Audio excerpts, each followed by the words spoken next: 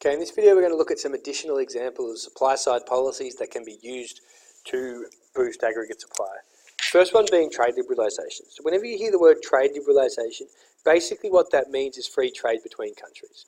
So there's reduced protection in terms of importing from overseas. There's also increased access for our exports overseas. So it's about removing tariffs on foreign imports as well as quotas, so limits on foreign products, and signing free trade agreements with other countries, including China and Japan as well. The benefits of free trade agreements is they open up bigger markets for Australian firms. So what can happen is that if there's no tariffs on our exports, so countries don't have to pay a tax when they buy Australian products, they're more likely to buy Australian products, which leads to more exports and more jobs in areas where we have comparative advantage, like mining and tourism and education and beef and baby formula, all these industries where we have comparative advantage. And the other benefit, and this is the reason why it boosts aggregate supply, is because it leads to increases in competition. When tariffs are removed on foreign imports, there's no tax and therefore the price of imports goes down. That forces Australian companies to restructure their businesses and try and become more efficient so that they can undercut the prices of foreign competitors.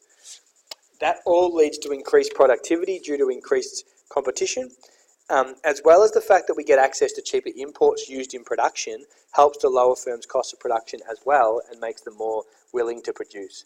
So the two main benefits for supply is that there's increased productivity as a result of more competition, and two, lower costs of production as a result of cheaper import prices. The other benefit for supply is that it encourages specialisation.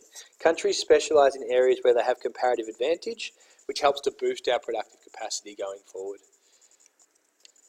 In terms of other projects, infrastructure projects is another key thing.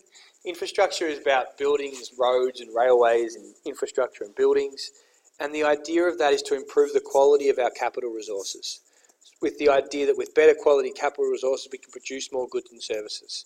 So we're looking at things like the construction of railways and roads and ports, the NBN, which is the connecting everyone to the internet, which is going around at the moment, it's been working consistently, is designed to increase productivity by reducing increasing internet speed and giving people access to the net. The other benefit of infrastructure spending is it helps to reduce congestions or bottlenecks.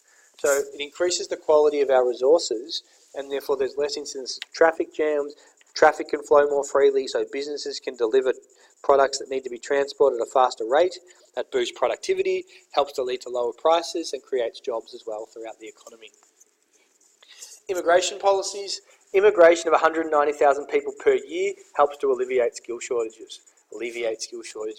So the idea is that we've got an increased participation rate, an increased size of our labour force, but not only is there more people here which creates competition for jobs, they also bring new skills and ideas to the country as well. So a more skilled labour force helps to boost our production possibility frontier and therefore helps to increase our overall aggregate supply potential as well. Problem with immigration is it can lead to job losses for Australians, which could potentially lead to more unemployment and lower living standards.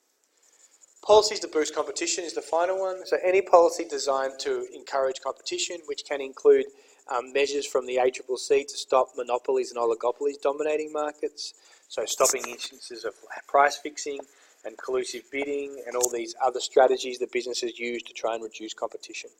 The aim of these strategies is making them illegal, which will encourage competition, help the small firms stay in business, which will hopefully lead to lower prices and increased productivity. Thank you.